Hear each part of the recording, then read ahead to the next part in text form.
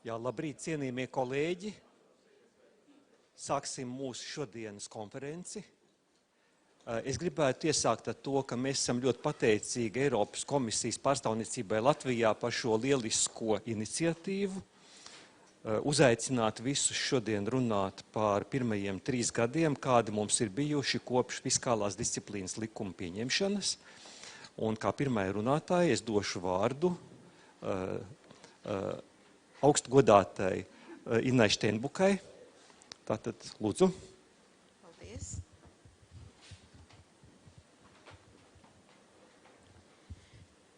Dāmas un kungi, dombiedri, labrīt. Man ir patiesi prieks jūs sveikt Eiropas mājās un arī mūsu viesus.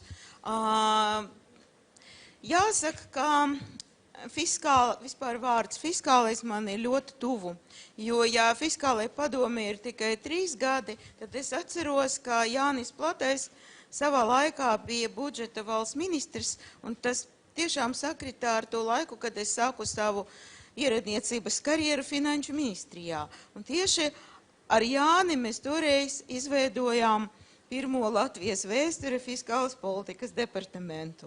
Tā kā man liekas, ka es jau piedzimusi ar šo te vārdu fiskālais. Bet principā ne katrs saprot, kas tas ir. Jo tad, kad es tajos amatā šajā te pārstāvniecība, un man bija jāsniedz regulāri intervijas par visādām tēmām, es kaut kā, dabiski lietoju vārdu fiskālais. Un man piezvanīja mana bijusi sekretāre, un teica, Štemskundze, jūs visu tik ļoti labi skaidrojat, tikai vienu lietu nesaprotu, kas tas ir fiskālais. Un toreiz es kaut kā apmulsu, jo nezināju, kā paskaidrot parastiem vārdiem. Tagad es viņai atbildētu, ka vārds fiskālais, un it īpaši, ja blakus stāv cits vārds disciplīna, fiskāla disciplīna, tad tas ir par principu parāds nav brālis. Es domāju, ka ja es viņai to teiktu, viņa laikam būtu sapratusi. Šajā auditorijā, paldies Dievam, man nav jāpaskaidro, kas ir fiskālais un kas ir fiskāla disciplīna. Es principā gribu apsveikt fiskālas uzraudzības padomi par lielisko darbu 3 gadu laikā. 3 gadi principā nav vecums, bet tomēr Latvijas neatkarība ir tikai 25 gadi, 3 gadi no tiem 25 nav jau tik maz. Un šodien sakarā ar to, ka man ir 15 minūtes, tagad jau ir mazāk, es īstenībā prezentēšu to, ko es, ja es nemaldos aizvakar, prezentēju Saeimā. Un man uzreiz jāatvainojās tiem kolēģiem, kuri arī bija tajā laikā Saeimā, un neko īpaši jauno par to laiku es, diemžēl, neesmu izdomājusi, jo jauno rekomendāciju joprojām nav tās pašas rekomendācijas. Lūk, tā kā es pat nemainīju nosaukumu, ja tas ir par Eiropas komisijas novērtējumu par Latvijas budžeta situāciju un arī rekomendāciju ieviešanu. Tad šajā te slaidā, lai vienkārši kaut kādā veidā runāt kontekstā, es mēģināju parādīt, kāda vispār ir budžeta deficīta tendence Eiropas Savienībā, kopumā, Eirozonā, un vispār kāda ir tendence, ko var prognozēt. Tātad, principā, laba ziņa ir tas, ka budžeta deficīts samazinās. Bet tā ir vidē temperatūras slimnīcā. Tā kā vidē Eirozonā budžeta deficīts iet uz leju, bet viņš ir. Ar retiem izņēmumiem, ja mēs runājam par valstīm, tad jūs redzat to karti un ar tumši zilo krāsu, tumšo krāsu, ir iezīmētas valstis, kuri strādā ar pārpalikumu, budžeta pārpalikumu. Un tas ir 3 – Igaunija, Vācija un Luksemburga. Ņemot vērā, ka tas zīmējums ir ļoti bāls, nav jēgas, man uz ekrāna viņš ir daudz skaidrāks redzams, bet galvenais secinājums ir, ka ir valstis, kas tāpat kā Latvijā ievēro Māstrihta kritēriju un viņa budžeta deficīts ir zem 3%, un ir arī valstis, kas joprojām grēko. Pārsvarā valstis geografiski atrodas dienvidos, kā ir Grieķija, Spānija, Portugāle. Tātad nākamais slaids raksturo situāciju ar valsts parādu. Tātad šeit tā laba ziņa par to, ka budžeta deficīts vidēji iet uz leju. Diemžēl neko īpaši nemainā bildē par valsts parādu, jo pat ja deficīts ir ļoti nenozīmīgs, vienalga valsts parāds pieaug. Un jūs redzat, cik daudzās valstīs valsts parāda lielums krietni pārsniedz atļauto robežu. Tātad 60% no IKP. Latvija pagaidām ierindojās, faktiski pirmrindniecēs, un pagaidām, atkal es gribu visu laiku uzsvērt to vārdu pagaidām. Pagaidām Latvijai nekas nedraud. Mēs esam droši, mēs ievērojam fiskālu disciplīnu, mēs tā kā dzīvojam normāli. Bet tomēr, runājot par nākotni, jāuzdod sev jautājums, cik tā situācija ir ilgspējīga, un varbūt tomēr mums ir jāņem piemēru no Igaunijas, kurā ir absolūta čempioni valsts parādu nozīmē, tas parāds ir ļoti, ļoti maz. Tātad, protams, nākamā laba ziņa, kura ir saistīta ar iepriekšējiem, ir tas, ka Latvija atrodas prevencijā, nevis korekcijas mehānisma. Un atkal šajā slaidā jūs redzat, kā Latvija salīdzinot ar citām valstīm, tik tiešām var lepoties pagaidām ar saviem sasniegumiem fiskālajā jomā. Tātad, runājot par Eiropas komisijas novērtējumu par Latvijas stabilitātes programmu, jāsaka, Latvijas budžets kopumā atbilst Eiropas Savienības fiskālas disciplīnas noteikumiem. Protams, ka vienmēr ir zināmi riski. Arī mūsu situācijā pastāv risks par zināmu novirzi no vidēja termiņa budžeta mērķa jau šajā gadā. Kāpēc? Tāpēc, ka iekšzemes koprodukts reālajā izteiksmē var pieaugt netik strauji, kā prognozēts, un ņemot vērā ļoti zemu inflāciju, deflators arī varētu būt, kā saka, mazāks un reāli, un tātad nominālai izteiksmē, tātad iekšzemes koprodukts, kas ir nodokļu bāze, ja, viņš varētu nepieaugt tik strauji. Ne par strauju es vispār nerunāšu, bet var nepieaugt tik daudz, kā bija prognozēts. Tātad vēl viena lieta, kuru gribu darīt zināmu, kā Latvijai atļauts izmantot divas reformu klauzulas.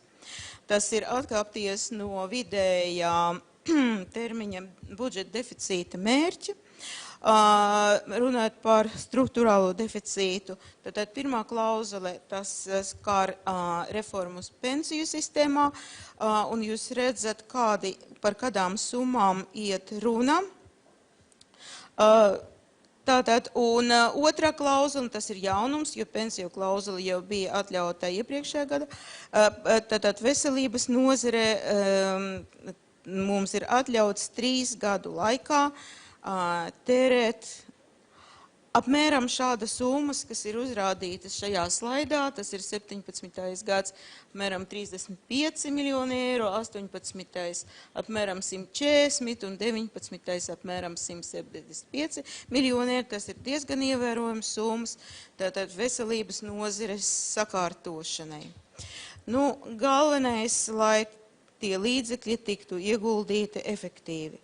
Un, protams, ka Eiropas Savienība dod zināmu uzticības kredītu Latvijai, atļaujot izmantot šos līdzekļus, tik tiešām ļoti svarīgas nozares sakārtošanai. Tāpat laikā Eiropas komisijai nav stingru kaut kādu receptu, kādā veidā tā nauda ir jāiegulda.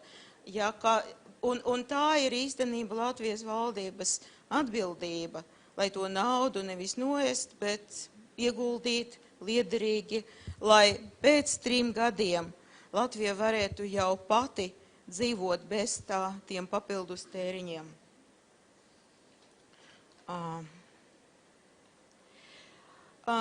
Es gribu atgādināt, ka runājot par rekomendācijām, budžeta stāvoklis principā nav novērtēts. Viņš ir, pareizi sakot, viņš ir novērtēts, bet viņš nav novērtēts atbilstoši kaut kādai skalai. Un tāpēc un kāpēc nav? Tāpēc, kā Latvija pieņemot likumu par budžeta disciplīnu, faktiski ir atbildīga savas tautas priekšā un likumdevēja priekšā, jo tas ir pienākums, kuru valdība ir jāievēro. Ja? Līdz ar to Eiropas komisija vienkārši novēro situāciju un pēc progresa ziņojuma skaidri liecina, ka runājot par budžeta stāvokli, Latvijas apņemšanās ir pilnīgi sasniegta. Tātad, ko tad Eiropas komisija novērtē? Tas ir 3 jomas. Izglītību un ieguldījumu inovācijās, tā ir viena no rekomendācijām. Otrā rekomendācija skar sociālas lietas un pabalstus un bezdarbu un veselības aprūpi. Un te ir sasniegts ierobežots progress, un ierobežots progress bija sasniegts arī attiecību uz tiesu sistēmu. Tātad kopumā, ja mēs atkal mēģinām novērtēt vidēji aritmētiski, tad Latvijā ir progress tajā iepriekšējo rekomendācijas ieviešanas laikā bija novērtēts kā ierobežots. Tas, protams, nav īpaši labi, ņemot vērā, kā principā ir 5 baļu skala un tā ierobežots ir trīnieks ar mīnusu. Tātad runājot par jaunajām rekomendācijām, kuras bija nopublicētas 18. maijā, tas ir pavisam nesen, un dažas lietas atkārtojās. Īstenībā komisija atkārto to pašu, kas bija ieteikts pagājušajā gadā. Varbūt ar citiem vārdiem, vairāk fokusēti, savādāk strukturētas rekomendācijas, bet būtība no tā īpaši nemainās. Tātad runa iet par budžeta stāvoklī, par nodokļu slogu pārnesešanu, par izvairīšanas no nodokļiem mazināšanu. Tās ir, kas skar budžetu. Viss pārējais rekomendācija arī skar zināmā veida budžetu, jo ir saistīta ar budžeta izdevumiem. Un tas ir bezdarbnieku aktivizēšana, sociālai pabalsti, profesionālas izglītības programmu reforma, veselības aprūpe. Un pēdējais bloks ir par pētniecības iestāžu konsolidāciju, maksātspēju sakārtošanu, tas uzraudzības sakārtošanu un valsts pārvaldi. Tad, atgriežoties pie fiskālās disciplīnas, kādi ir galvenie izaicinājumi tātad Latvijas budžetam? Es teiktu, ka tie ir 3. Tā ir nodokļu ieņēmuma struktūra, kurā šobrīd, principā salīdzinot ar Eiropas Savienības vidēji, krietni atpaliek. Tātad ieņēmumi pret IKP Latvijas gadījumā ir apmēram 29%, un Eiropas Savienība vidēji 40%. Un tad, ja Latvija grib tērēt vairāk, gan aizsardzībai, gan izglītībai, gan veselības aprūpei, gan, tad vajag no kā naudu ņemt, vai ne? Tātad laikam vajag to īpatsvaru kaut kādā veidā paaugstināt. Kādā veidā paaugstināt? Ir tikai 2 veida risinājumi. Pirmais ir tātad apkarot, ne pavisam, bet vismaz daļai ēnu ekonomiku. Par to tiek runāts kopš, nezināmiem laikiem, kopš tiem laikiem, kad mēs ar Jāni strādājam Finanšu ministrijā, un es sāku pētīt ēnu ekonomikas īpatsvaru Latvijā, tas bija 94. gads, un tagad mēs joprojām tur esam. Bet es tomēr gribu uzsvērt, ka Tātad Latvijā tiešām atpaliek no Eiropas Savienības vidē, nevis atpaliek, viņa, kas saka, burtiski pārsniedz Eiropas Savienību video radītāju 15% no ekonomikā, bet ja mēs paskatāmies uz rietumiem dienvidiem, tad dienvidu Eiropā ir apmēram 22%, vai ne? Mums ir 23%. Nu, vai mēs esam dienvidnieki? Mums tomēr Latvijai ir nedaudz cita mentalitāte. Ļoti gribētos, lai arī fiskālas disciplīnas jomā un ekonomikas apkarošana mēs pierādītu, ka mums ir cita mentalitāte. Lūk, un tad otrais paņemiens ir mainīt nodokļu likmes. Eiropas komisijā principā neiesaka kardināli kaut ko mainīt, bet jau sen patur tādu ieteikumu, ka vajadzētu pārnest tātad slogu uz resursu nodokļiem, videi draudzīgiem nodokļu veidiem. Un, protams, ir uztraukums par mazo algu saņēmējiem, jo tās nodokļu sloks tā iedzīvotāju grupai ir trešais augstākais Eiropas Savienībā, aiz Vācijas un Ungārijas. Jā, tā kā, tas ir apmēram tas, ko Eiropas Savienība komisija iesaka, bet tas nenozīmē, ka tas ir absolūtā, tie ir ieteikumi. Latvijai paši ir jāizvēlās, kāda ir nodokļu politika. Te es arī gribu apstāties, varbūt vēl pēdējais slaids par fiskālo nodrošinājumu rezervi.